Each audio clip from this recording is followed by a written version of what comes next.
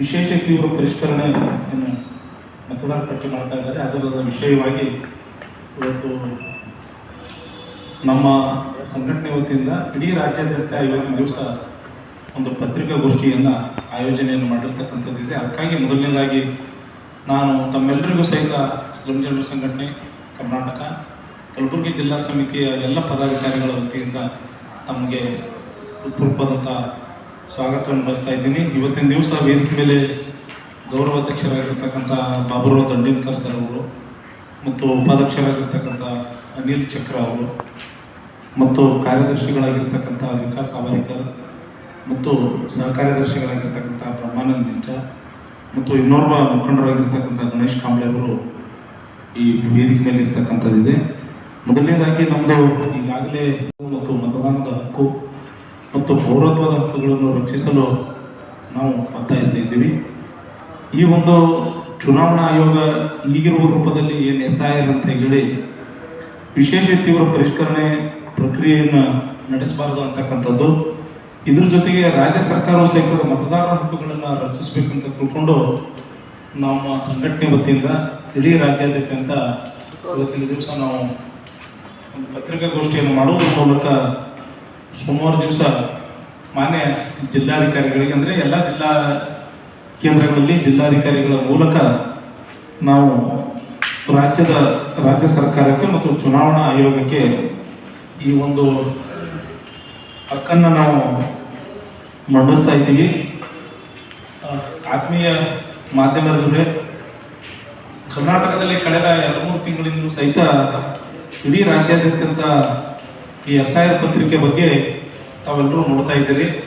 ಆದರೆ ಇದು ಸಾರ್ವಜನಿಕವಾಗಿ ಇನ್ನೂ ಸಹಿತ ಸಾರ್ವಜನಿಕರಿಗೆ ಇದರ ಕುರಿತು ಮಾಹಿತಿ ಇಲ್ಲ ಅಂತಕ್ಕಂಥದ್ದು ತಮ್ಮೆಲ್ಲರ ಗಮನಕ್ಕೆ ನಾವು ತರಬಯಸ್ತಾ ಇದ್ದೀವಿ. ಜೊತೆಗೆ ಮತದಾರರ ಪಟ್ಟಿಯಲ್ಲಿ ಮ್ಯಾಪಿಂಗ್ ಮಾಡ್ತಾ ಇದ್ದಾರೆ. ಆ ಮತದಾರರು ತಮ್ಮ ಹೆಸರುಗಳನ್ನು ಸೇರ್ಪಡೆ ಮಾಡಲು ಮತ್ತು ಹೊರಗುಳಿಯದಂತೆ ನೋಡ್ಕೊಳ್ಳಲು ಏನು ಮಾಡಬೇಕು ಅಂತ ಅನ್ನೋದು ಅದ್ರ ಬಗ್ಗೆ ಸ್ಪಷ್ಟನೆ ಇಲ್ಲ ಇಂದಿಗೂ ಸಹಿತ.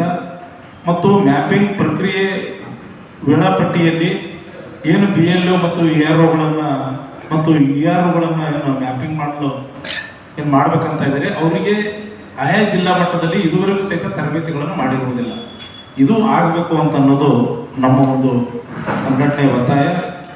ಜೊತೆಗೆ ನಾವು ಕೆಲವೊಂದು ಪ್ರಿಂಟ್ ಮೀಡಿಯಾ ಆಗಿರ್ಬೋದು, ಸೋಷಿಯಲ್ ಮೀಡಿಯಾ ಆಗಿರ್ಬೋದು, ಮಾಧ್ಯಮದಿಂದ ಗಮನಿಸ್ತಕ್ಕಂಥದ್ದು ಫೆಬ್ರವರಿ 13 ತನಕ ಇಲ್ಲಿ ತನಕ ಕರ್ನಾಟಕದಲ್ಲಿ ಸುಮಾರು 67% ಮತದಾರರ ಪಟ್ಟಿ ಮ್ಯಾಪಿಂಗ್ ಕೆಲಸ ಮುಗಿದಿದೆ ಅಂತಕ್ಕಂಥದ್ದನ್ನ ಹೇಳ್ತಾ ಇದ್ದಾರೆ.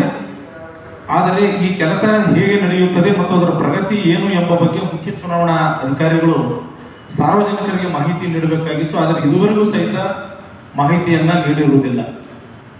ಇನ್ನೊಂದು ಕಡೆ ರಾಜ್ಯದ ಬೂತ್ ಮಟ್ಟದ ಅಧಿಕಾರಿಗಳೇನು BLOಗಳು ಇದ್ದಾರೆ ಅವರಿಗೆ ತಲುಪಲು ಅಸಾಧ್ಯವಾದ ಗುರಿಗಳನ್ನು ಅಂದರೆ ಒಂದು ದಿವಸಿಗೆ ಇಂತಿಷ್ಟು ಮಾಡಬೇಕು, ನೀವು 200 ಮನೆಗಳು ಮಾಡಬೇಕು, 200 ಜನರಿಗೆ ಮಾಡಬೇಕು ಅಂತಕ್ಕಂಥದ್ದನ್ನು ಒತ್ತಡ ಹೇಳ್ತಕ್ಕಂಥದ್ದಿದೆ.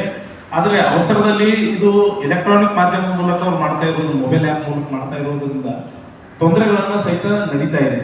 ಇದ್ರ ಬಗ್ಗೆ ಗಮನ ಕೊಡ್ತಕ್ಕಂಥ ಕೆಲಸ ಇದುವರೆಗೂ ಆಗ್ತಾ ಇಲ್ಲ ಅನ್ನೋದು, ಇದು ಆಗಬೇಕು ಅನ್ನೋದು ನಮ್ಮ ಸಂಘಟನೆ ಪ್ರಮುಖವಾಗಿರ್ತಕ್ಕಂಥ ಒತ್ತಡ ನಾವು ಹೇಳ್ತಾ ಇದ್ದೀವಿ.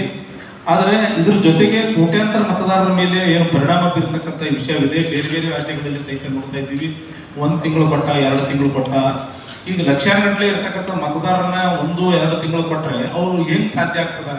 ಅದ್ರ ಜೊತೆಗೆ 2023 ಏನು ಮತದಾರರ ಪಟ್ಟಿ ಇದೆ, ಪರಿಷ್ಕರಣಾ ಪಟ್ಟಿ ಕೈಪಿಡಿ ಏನಿದೆ, ಆ ಮತದಾರರ ಪಟ್ಟಿಯ ಪರಿಷ್ಕರಣೆ ವೇಳಾಪಟ್ಟಿ ಪ್ರಕಟವಾಗುವುದು ಕನಿಷ್ಠ 2 ತಿಂಗಳ ಪೂರ್ವ ಸಿದ್ಧತೆ ಆಗಬೇಕು ಅಂತ ಅನ್ನೋದು, ಇದು ಯಾವುದೂ ಆಗಿಲ್ಲ ಅನ್ನೋದು.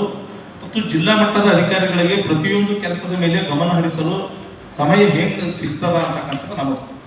ಇದ್ರ ಜೊತೆಗೆ 2025 ಕರ್ನಾಟಕ ವಿಶೇಷ ತೀವ್ರ ಪರಿಷ್ಕರಣೆ ಏನು ಪುಸ್ತಕದ ಪ್ರಕಾರ ಮುಖ್ಯ ಚುನಾವಣಾ ಅಧಿಕಾರಿಗಳು ಮನೆ ಮನೆ ಭೇಟಿ ಮತ್ತು ಹೌಸ್ ಟು ಹೌಸ್ ಏನು ಬದಲಾವಣೆಗಳು ಮತ್ತು ವೇಳಾಪಟ್ಟಿ ಮೇಲೆ ಇದು ಪ್ರತಿ ಜಿಲ್ಲೆಯಲ್ಲೂ ಸಹಿತ ಒಂದು ಸ್ಥಳೀಯವಾಗಿರ್ತಕ್ಕಂಥ ವಾರ್ಡ್ ವೈಸ್ ಆಗಿರ್ಬೋದು, ಗ್ರಾಮಾಂತರ ಪ್ರದೇಶದಲ್ಲಾಗಿರ್ಬೋದು, ಇಲ್ಲದೇ ಇದ್ದರೂ ಸಹಿತ ಒಂದು ಸ್ಥಳೀಯವಾಗಿರ್ತಕ್ಕಂಥ ಗ್ರಾಮ ಪಂಚಾಯತಿಗಳಾಗಿರ್ಬೋದು, ನಗರ ಮಟ್ಟದಲ್ಲಿ ವಾರ್ಡದಲ್ಲಾಗಿರ್ಬೋದು, ಜನರಿಗೆ ಇದ್ರ ಬಗ್ಗೆ ಮಾಹಿತಿ ನೀಡಬೇಕಾದಂಥ ಕೆಲಸ ಅವರು ಮಾಡಬೇಕಾಗಿತ್ತು. ಆದರೆ ಇದುವರೆಗೂ ಸಹಿತ ಮಾಡಿಲ್ಲ.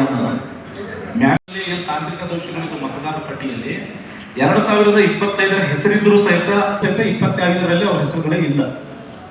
ಅದು ಹೆಂಗೆ ತಾವು ಅವರನ್ನು ಕೈ ಬಿಡ್ತಕ್ಕಂಥ ಕೆಲಸ ನಡೀತಾ ಇದೆ ಅಂತ.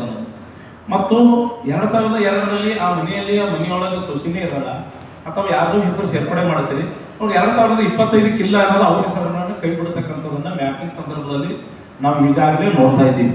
ಇದು ಆಗಬಾರ್ದು ಅಂತ ಅನ್ನೋದು ನಮ್ಮ ಒಂದು ಸಂಘಟನೆಯ ಒಂದು ವಿಚಾರ ಇರತಕ್ಕಂಥದ್ದು.